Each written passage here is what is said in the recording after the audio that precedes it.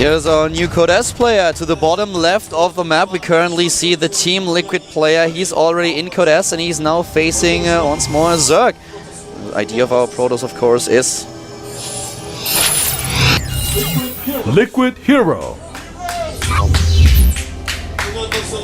And his opponent, there's Hero, by the way, once again with his hairstyle to the top right. We have his opponent, the Zerg player for StarTale. With a win here, he will advance to Code S. He is SuHoSin. All eyes on him. Obviously, if he loses here, other people have chances. Well, Live specifically. And so, the studio is actually a bit quiet right now, as just waiting for Hero to make his moves. He's kind of the king of this group right now, and he will make some rulings. Probe comes into the main base. This will deny the hatch first potential. And look at this, Suho with a gas first. This is very old. So this doesn't necessarily mean he's going to do an all-in, but this definitely means that he will have Zerling speed early on, and this limits the openings that Hero can do a little bit, because he's going to have to worry about that. Hero already spotted this, of course, and this is really a little bit of an older opening. 14-14 is something that we haven't seen in quite a while. This was a style that basically existed like more than a year ago, which was really common, which every Zerg player played until they figured out that with openings they can now play a little bit greedier. Yeah, it was necessary to get Zerling speed at the time of the 4-gate dominance, because you needed that speed to be able to go and find pylons, shut down your opponent's attack, and then get your roaches out. Oftentimes just going only speedling and skipping the roaches to hold 4 gateway attacks. It was a very aggressive time of StarCraft 2, whereas nowadays in this matchup games are played more defensively.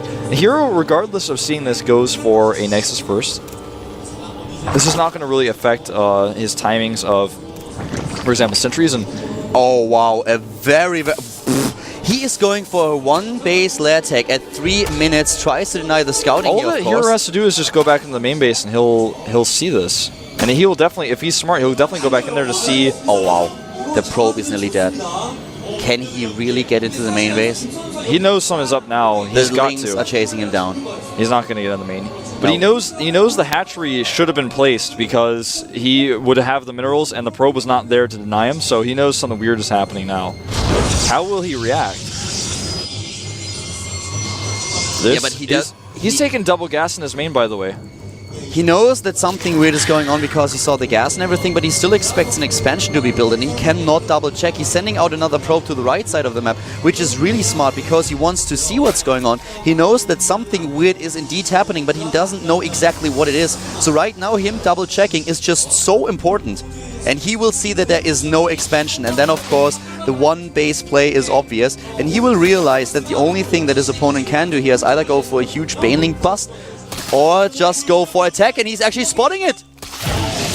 Did he see? No. He saw the lair, of course, but... Yeah, but that's all that he needs to see. What else can there be? It can't be it. That's a very valid point. Of course, he cannot actually go for anything else. He's got this Overlord spreading creep at the front of the base, which can potentially scare him into thinking this is a fast Spinecrawler push. SuHoSin pulling a SuHoSin here.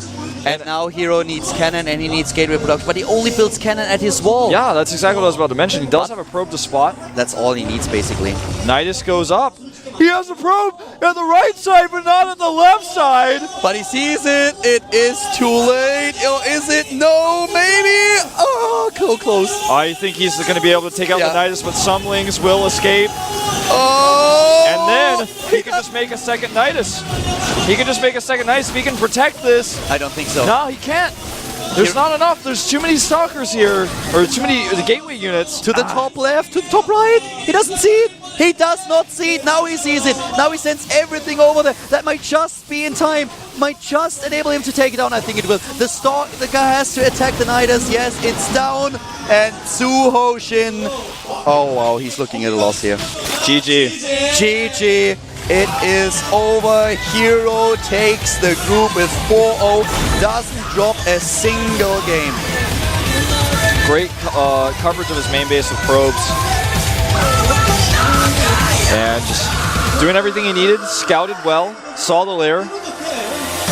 And SuHoSin, staying true to his reputation, goes for a 1 base all in. annihilated though.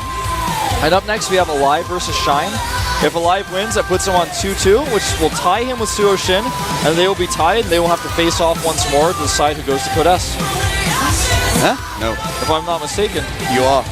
If Alive, they won't be tied, but there's a direct comparison.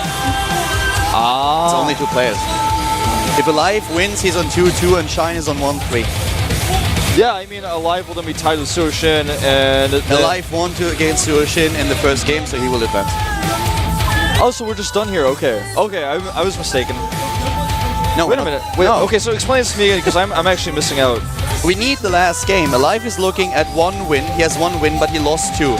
So if he wins against Shine, then Alive and SuHoSin will be on the same score.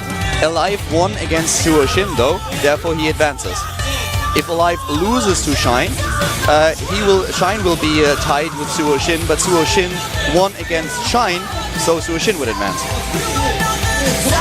Okay, so basically SuHoSin is now relying on Shine to win this game, or for him to advance. Yeah. And Alive, if he wins, he'll advance. Okay. Exactly.